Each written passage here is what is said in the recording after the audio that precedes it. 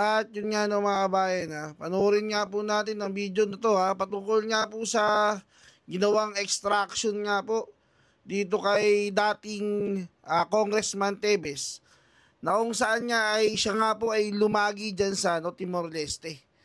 At ayon nga po sa mga balita, siya nga po ay nakuha o in-extract mula sa Timor-Leste papunta sa ating bansa.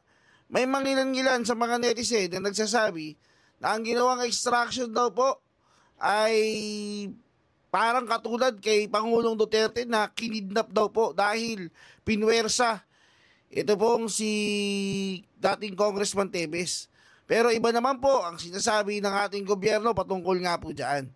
May balita nga po dyan si Ma'am Eden, pati si Kuya Benny at maging si Sir Jen. Ito na po mga kabayan Pasok po, Ma'am Eden. Report, ikaw na tumawag, Kuya Benny. Oh, meron tayong report. Teves, hindi kinidnap ng gobyerno. Yan po ay ilalahad sa atin ni Eden Santos. Eden?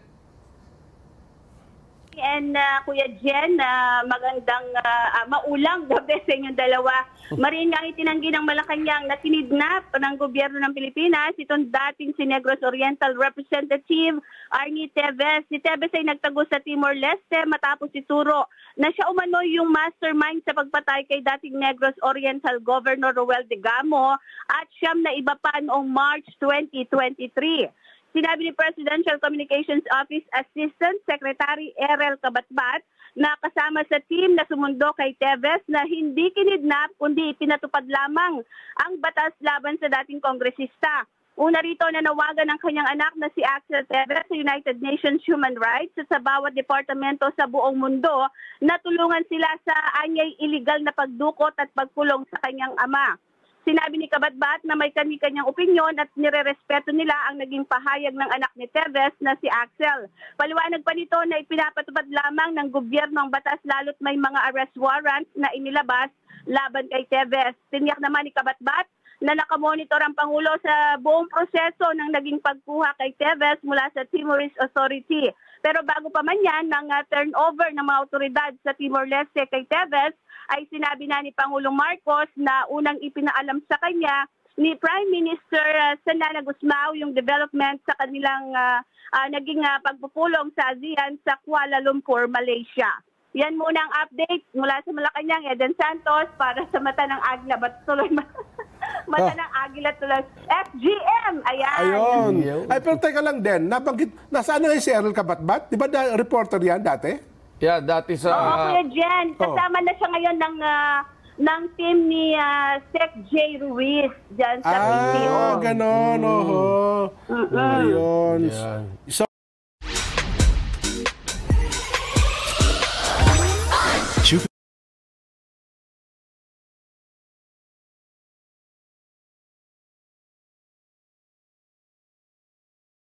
siya ang sama-sama sila nagpapaliwanag pala ngayon tungkol dito kay Arnie Teves. Yes.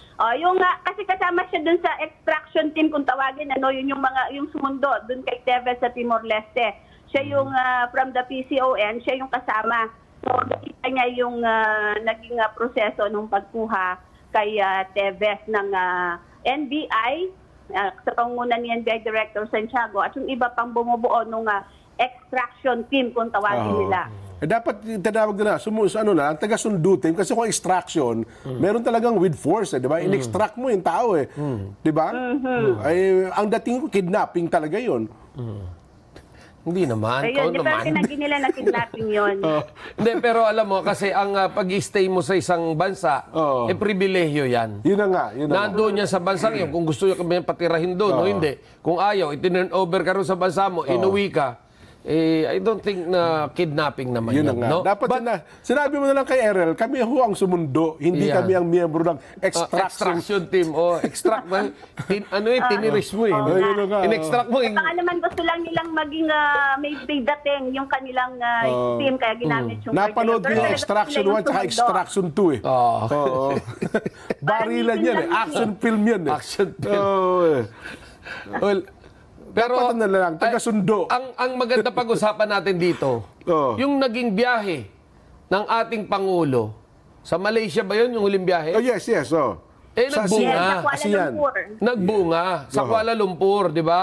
Nagbunga dahil nakapag-usap sila nung Prime Minister ng Timor-Leste. Oo, doon pala sinabi. Yan. Yes. Kaya pinagbigyan, di ba? So makikita na talagang may boses ang Pilipinas. Kapag ka Alam mo, nagkakausap talaga maayos, no? Yes, yung may advantage din yung nangyaring yan dahil makikita na although hindi tayo ganong kalaking bansa at hindi tayo ganong kalakas, Oo. pero yung boses natin meron palang May boses tayo, may puwersa. may puwersa. Yan. Yun ang magandang, yan ang maganda sa nangyaring yan. Oo. No? Kumbaga, Pero may mga mulutang na usap-usap kasi Kuya Ben and Kuya Ben, ang tinatanong ay kung ano ba naging kasunduan, negosasyon, meron bang mga kondisyon yung pagbabalik, pagpayag ng Timor-Leste government na makuha si Tevez sa kanila.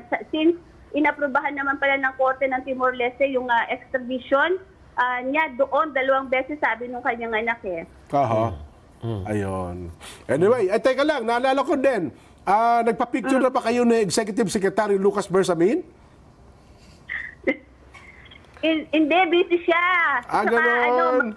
Marami siyang kaso. Kasi nung nakikita ko na naman sa mga sa Facebook at saka social media, nung tinatanong mo, inaangguluhan na naman ng ibang mga kaibigan natin, vloggers eh. Kumbaga, trabaho lang naman talaga yun. Wala namang ibig sabihin, di ba, Den? Oo, nagtatanong lang tayo. Siyempre, kailangan malaman natin kung sino-sino pa ba yung mga miyembro ng gabinete ng Pangulo, yung mga cabinet secretaries na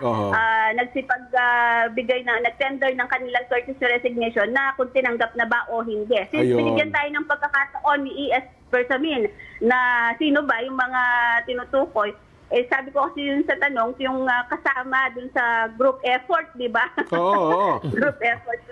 Ayun.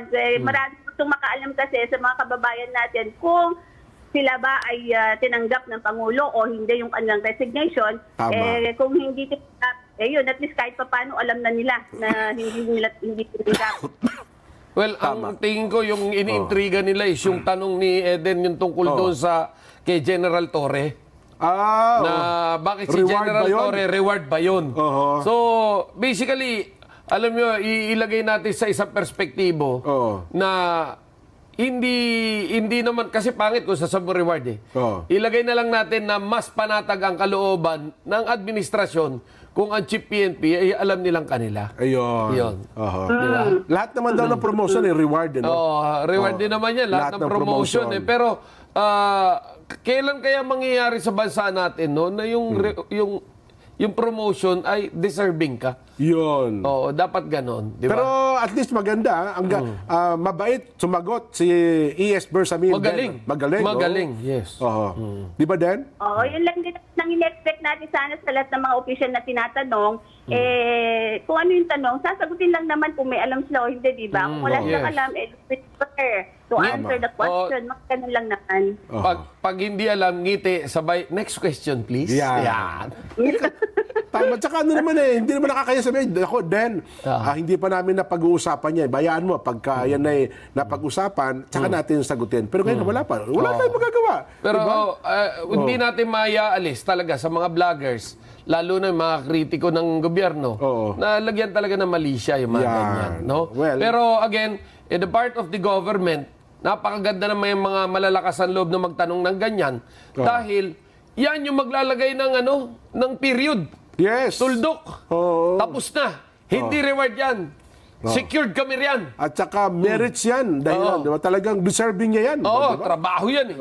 Ginawa niya. Walang personalan, sabi nga ni General Torre, di ba? Yan. Okay na, Den. Pa-picture ka kayo na. Tatanong tayo.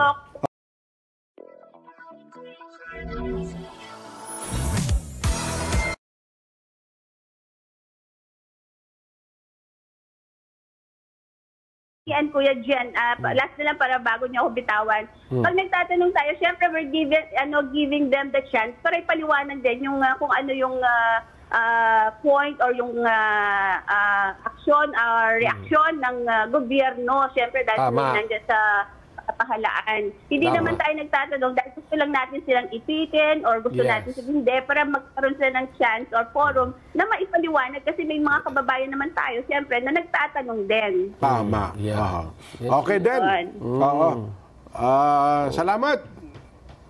Magandang hapon si Eden. Yan po si Ate Eden. si Ate Ang Eden. Ay, si Idol. favorite ngayon ng Malacanang. Si Idol. Idol Eden. Ako naman, sabi ko nga sa atin, mga kabayan, mga opisyal ng gobyerno, pagka hindi alam ang tanong, hindi alam ang sagot, hindi po nakakaya sabihin, hindi pa po namin alam, hindi pa na pag-uusapan yung bagay na yan. We will look into it. Yan. Ikaw, bilang spokesperson, may mga subtle na paraan, no? We will look into it.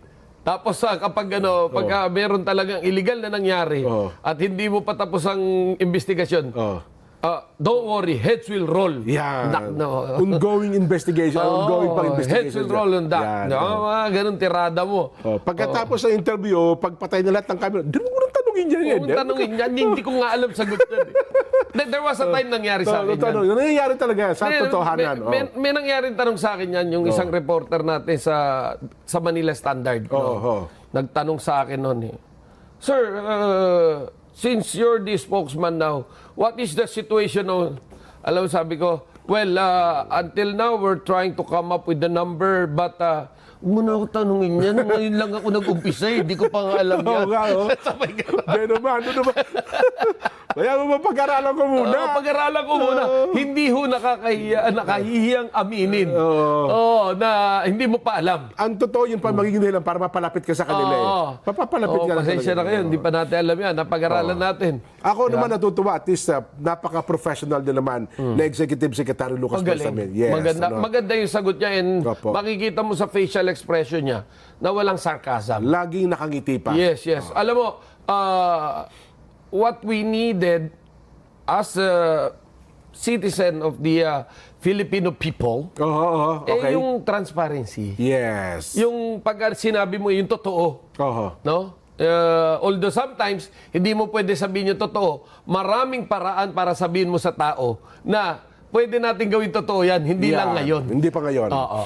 Hindi pa tamang panahon. Yes. Sa loob ng nakalipas na 5 araw, umayos mga implementasyon ng NCAP. Ito po mga reaksyon, may kinalaman sa ating Vox Populi. Eyo po, medyo gumanda naman po, mas maigi na sa ganito.